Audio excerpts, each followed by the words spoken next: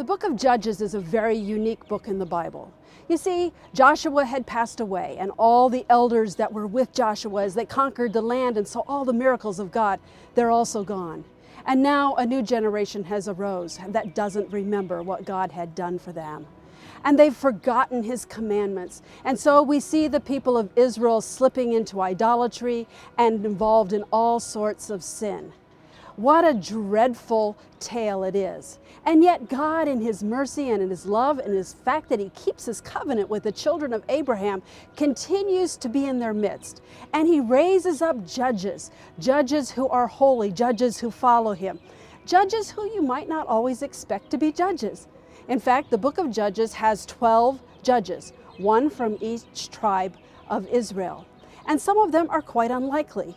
Who would have picked Samson, for example, or Gideon?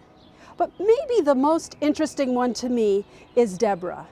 Because you see, in that day, it wasn't normal for a woman to be a judge. It says that she was a married woman.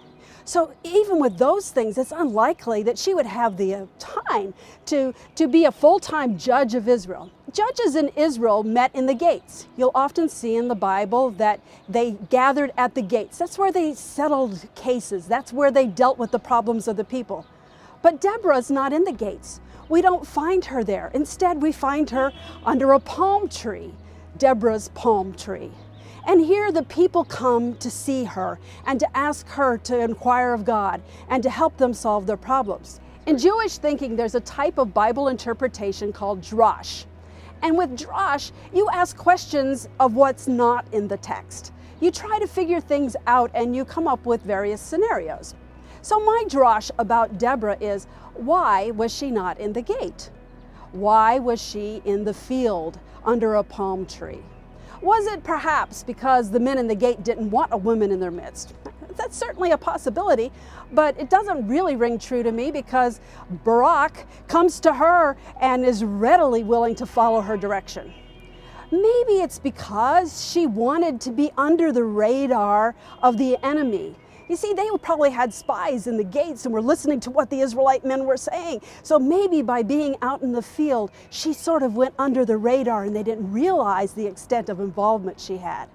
Well, we don't really know why she was under the palm tree, but what we do know is that God spoke to Deborah, and Deborah was told to tell Barak to get 10,000 men of Israel to fight against the evil oppressor, Jabin and Sisera. They had been oppressing the children of Israel for 20 years, cruelty.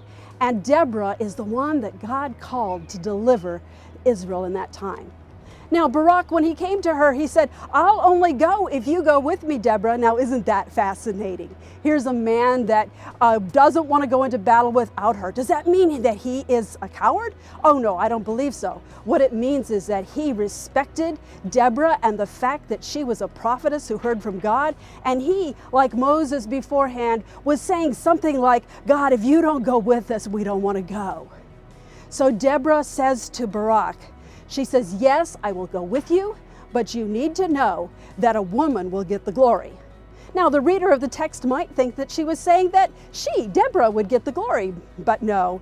Read to the end of the story and you'll find out that a woman named Yael was used by God to kill the evil Sisera. And so the battle ended and Yael has gone down in history as a woman who felled a very powerful man. The book of Judges tells the story of what happens to a people when they turn away from God. Today we live in a world that is also in many ways turned away from God. And many of us as Christians may feel as powerless or as simple, perhaps as Gideon or Deborah felt. So I just want to challenge you today that even if the world gets even more evil, that God can raise up someone in our midst to hear from Him and to guide us through the turbulent times we're in. Maybe it's you, maybe it's me. Let's listen to the voice of God and allow Him to work through us in this generation that He has chosen for us. Blessings from Israel.